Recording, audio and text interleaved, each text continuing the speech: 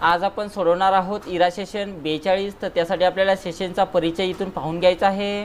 त्यानंतर ऑफिस स्किल्समध्ये जा आणि त्यामध्ये जेवढे काही व्हिडिओ दिलेले असतील ऑरेंज कलरमध्ये तर सर्व व्हिडिओ पाहून घ्यायचे आहे।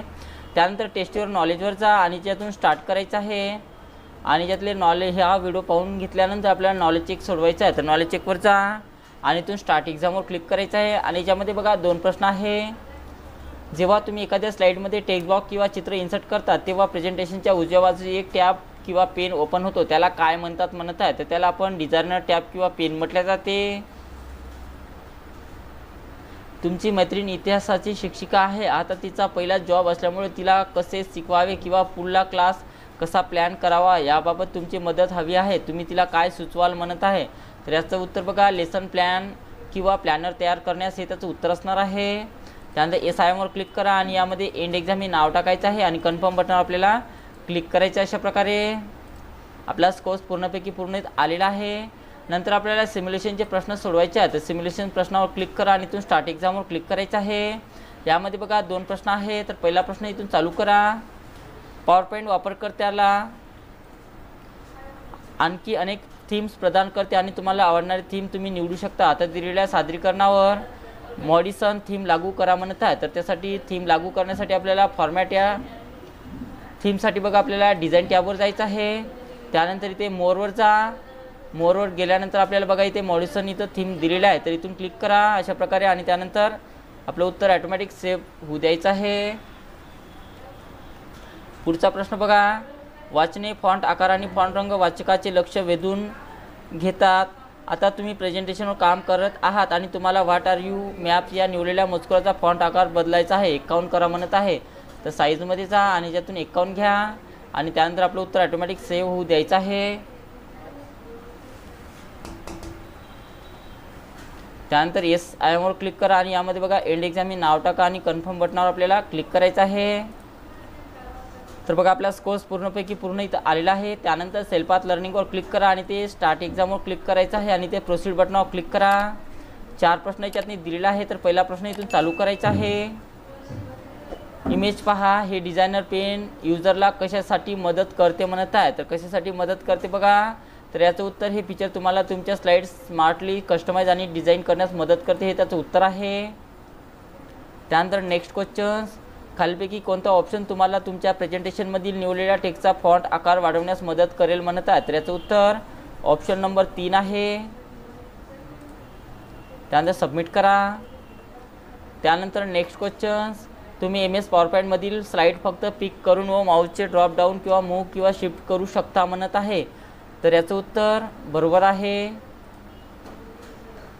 आणि शेवटचा प्रश्न बघा, तुमच्या मित्राला विविध प्रकारच्या नकाशाची यादी एका ऑर्गनाइज पद्धतीने ठेवायची आहे। त्याचे प्रेझेंटेशन लेसर प्लॅनर आहे। एका स्लाइडवर नकाशे सूचीबद्ध करण्यासाठी तुम्हाला कोणता ऑप्शन योग्य वाटतो म्हणत आहे? तर याचं उत्तर टेबल्स आहे। त्यानंतर सबमिट करा, येस करायचं आहे। त्यानंतर गो टू होमवर क्लिक करा। तर अशा प्रकारे आपलं सेल्फ लर्निंग झालेलं आहे। त्यानंतर आपल्याला गाईड डू इट टीवर सेल्फ सोडवायचं आहे। तर इथून स्टार्ट करा आणि याच्यामध्ये बघा 5 प्रश्न आहे। तर पहिला प्रश्न इथून चालू करा।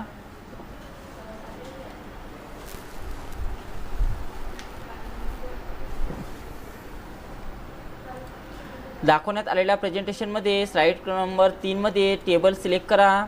टेबलला तुमच्या आवडीची टेबल स्टाईल अप्लाय करा। त्याचा सेल शेडिंग कलर रेड करण्यासाठी या पद्धतीचा वापर करा म्हणत आहे। तर स्लाइड क्रमांक 3 मध्ये जा। त्यानंतर पूर्ण या टेबलला सिलेक्शन करून घ्या अशा प्रकारे। त्यानंतर डिझाईनमध्ये जा आणि याच्यातला कोणताही एक त्याला टेबल द्यायचा आहे। शेडिंगमध्ये जा आणि शेडिंगमध्ये गेल्यानंतर त्याचा कलर कोणता घ्यायचा आहे? आपल्याला रेड घ्यायचा। इथून रेड घ्या आणि नंतर आपलं उत्तर सबमिट करायचं आहे। नेक्स्ट क्वेश्चन्स,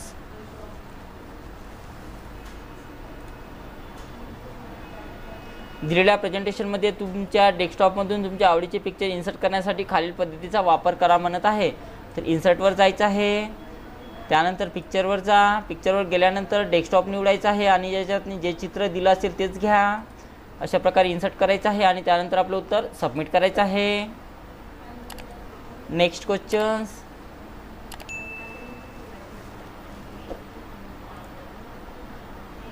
दिलेल्या प्रेझेंटेशनमध्ये ब्लँक स्लाइड इन्सर्ट करण्यासाठी खालील पद्धतीचा वापर करा म्हणत आहे। तर त्यासाठी आपल्याला फाईल टॅबवर जा, न्यूवर जायचं आहे।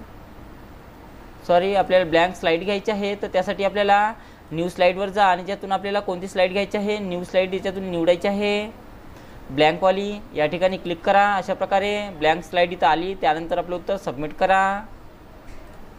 Next questions.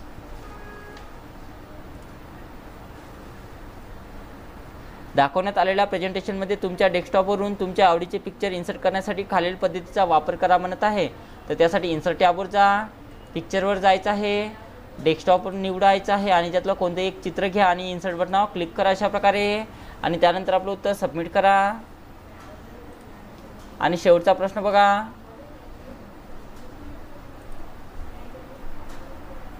दाखवण्यात आलेल्या प्रेझेंटेशनमध्ये टेक्स्ट बॉक्स इन्सर्ट करा. त्यामध्ये प्रूफ हब्स टेक्स्ट इन्सर्ट करण्यासाठी खालील पद्धतीचा वापर करा म्हणत आहे. तर त्यासाठी बघा आपल्याला इन्सर्ट टॅबवर जायचं आहे, टेक्स्टवर जा. टेक्स्टवर गेल्यानंतर एक टेक्स्ट बॉक्स इथे आपल्याला ड्रॉ करून घ्यायचा आहे अशा प्रकारे. आणि त्याच्यामध्ये आपल्याला कोणतं नाव टाईप करायचं आहे, प्रूफ हब्स. तर यातनी जे नाव सांगितलं असेल ते नाव आपल्याला टाईप करायचं आहे जसं आहे तसं. त्यानंतर चेक करून घ्या, मी ते नाव टाकलेलं आहे. आणि नंतर आपलं उत्तर सबमिट करा. ओके करायचं आहे. एस आय वर क्लिक करा. आणि यामध्ये बघा एंड एक्झाम हे नाव टाकायचं आहे आणि आपल्याला कन्फर्म बटनावर क्लिक करायचं आहे. तर आपलं गायडेड ड्युएटिव्ह सेल कंप्लीट सोडवणं झालेलं आहे आणि स्कोरसुद्धा पूर्ण आलेला आहे. त्यानंतर आपल्याला सेशन कंप्लीशन टेस्ट सोडवायचं आहे. तर इथून स्टार्ट करा. तर याच्यामध्ये बघा 10 प्रश्न दिलेला आहे. तर पहिला प्रश्न, सॅटेलाईट कम्युनिकेशन कसे कार्य करते म्हणत आहे. तर याचं उत्तर पृथ्वीभोवती फिरणाऱ्या उपग्रहांचा वापर करून हे त्याचं उत्तर आहे. मोडेम या शब्दाचे पूर्ण रूप काय आहे म्हणत आहे. तर याचं उत्तर मॉड्युलेटर व डिमॉड्युलेटर आहे. कोणता मोडेम स्टँडर्ड फोन लाईन वापरतो म्हणत आहे. तर याचं उत्तर DSL मोडेम्स आहे. ADSL म्हणजे काय म्हणत आहे. तर ॲसिमेट्रिक डेसिमल सबस्क्रायबर लाईन्स आहे. कम्युनिकेशन चॅनल म्हणजे काय म्हणत आहे. तर संदेश वाहून नेणारे एक माध्यम आहे. कोणती सेल्युलर सेवा व्हॉइस ट्रान्समिशनसाठी ॲनालॉग सिग्नल वापरते म्हणत आहे. तर याचं उत्तर XG आहे. मोडेमचा वेग मोजण्यासाठी कोणते एकक वापरले जाते म्हणत आहे. तर मेगाबिट प्रति सेकंद आहे. सॅटेलाईट कम्युनिकेशनचा मुख्य दोष काय आहे म्हणत आहे. तर याचं उत्तर खराब हवामानामुळे व्यत्यय आहे. मॉडेमचा उच्च ट्रान्सफर दर याची काय सूचित करतो म्हणत आहे. त्याचं उत्तर बघा, याचं उत्तर वेगवान डेटा ट्रान्समिशन आहे. दुय्यम स्टोरेज म्हणजे काय म्हणत आहे. तर दुय्यम स्टोरेज हे कायमस्वरूपी डेटा स्टोरेज आहे. त्यानंतर सबमिट करा. एस आय वर क्लिक करायचं आहे आणि यामध्ये एंड एक्झाम हे नाव टाका अशा प्रकारे आणि कन्फर्म बटनावर क्लिक करायचं आहे. ओके बटनावर क्लिक करा. तर अशा प्रकारे आपला कोर्स पूर्ण झालेला आहे आणि आपला इरा सेशन 42 कंप्लीट सोडवणं झालेलं आहे.